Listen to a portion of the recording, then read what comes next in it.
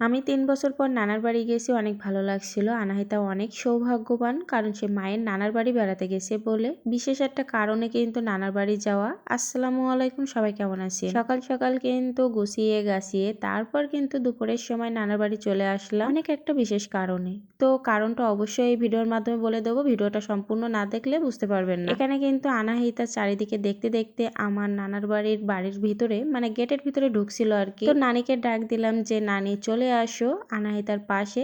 আনাহিতাকে আর তার নানিকে একটু ছবি তুলে নিলাম আর একটু ভিডিও করেও নিলাম। এই তো আমার নানার বাড়ির চারপাশটা কিন্তু একদম পুরাতন হয়ে গেছে, অনেকটা জায়গা এবং তার মাঝখানে বেশ কিছুটা জায়গা নিয়ে কিন্তু বাড়ি করা। তো নানার বাড়ি যেয়ে কিন্তু সবকিছু একদমই পরিবর্তন দেখলাম, অনেকদিন পরেই যাওয়া। যেই তো দেখছি যেখানে আমাদের স্মৃতিগুলো ছিল সবগুলোই কিন্তু আস্তে আস্তে হারিয়ে যাচ্ছে। যেমন ধরেন অনেক ফল গাছ যেগুলো এখন আর নাই। আমার আম্মু অনেক খুশি, কারণ সে তার নাতনিদের তার বাবার বাড়ি বেড়াতে নিয়ে এসেছে বলে। বাবার বাড়ির চারিপাশটা ঘোরায় ঘোরায় দেখানোর পরে মামারা বাড়ি করছিল, এই জন্য কিন্তু দোতলায় উঠে গেছি। মামাদের বাড়ির দোতলায় ওঠার পরে আরো চারিপাশটা সুন্দরভাবে দেখা যাচ্ছিল। এদিকে ওয়ার্থি আর আনাহিতার অনেক কষ্ট হয়ে গেছে, কারণ অনেক দূরের পথ ছিল, এই জন্য আর কি। আমরা যখন গেছি তখন কিন্তু মামাদের 2 তলার কাজ চলছিল, আম্মুকে সবকিছুই দেখাচ্ছিল মামা। আর এদিকে আমরাও দেখছিলাম চারি সাইড। মনে মনে একটা জিনিস ভাবছিলাম যে 3 বছরের ভিতরে কত কিছুই পরিবর্তন হয়ে গেছে। সবচেয়ে বেশি খারাপ লাগছিল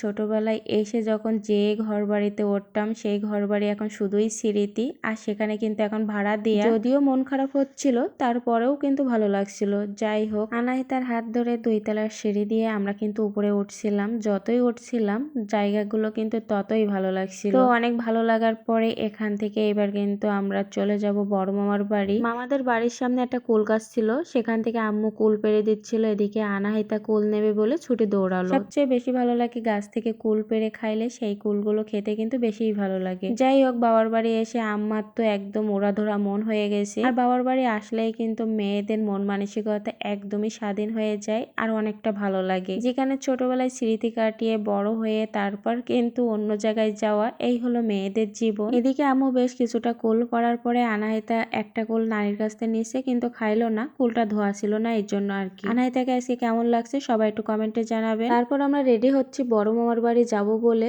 বিশেষ যে কারণে নানার বাড়ি আসা সেটা হচ্ছে আমার আপুকে দেখতে আসা। বেশ কিছুদিন আগে আমার আপু অনেকটা অসুস্থ হয়ে গেছিল, আল্লাহর রহমতে সবার ভালোবাসায় আপু কিছুটা সুস্থ হয়ে গেছে। আপু কিন্তু এখনো অনেকটা সুস্থ হওয়া বাকি আছে। আমার আপুর জন্য সবাই একটু বেশি বেশি করে দোয়া করবেন যেন দ্রুত সুস্থ হয়ে যায়। এই তো আমার বড় মামার বাড়ি চলে আসলাম আপুকে এক নজর দেখার জন্য। সেই সাতক্ষীরা থেকে সখীপুর চলে আসলাম। আমার নানার বাড়ি কিন্তু সখীপুর। তো সখীপুরের রাস্তাটা বেশ খারাপ ছিল, বেশি কষ্ট হয়ে গেছিল ওই জায়গায়। যাই হোক, কষ্টটা আর বিষয় হচ্ছিল না যখন আমরা পৌঁছাইছি জায়গায়। আজকের মতন ভিডিওটা এই পর্যন্ত। সবাই ভালো থাকবেন, সুস্থ থাকবেন, আল্লাহ হাফেজ।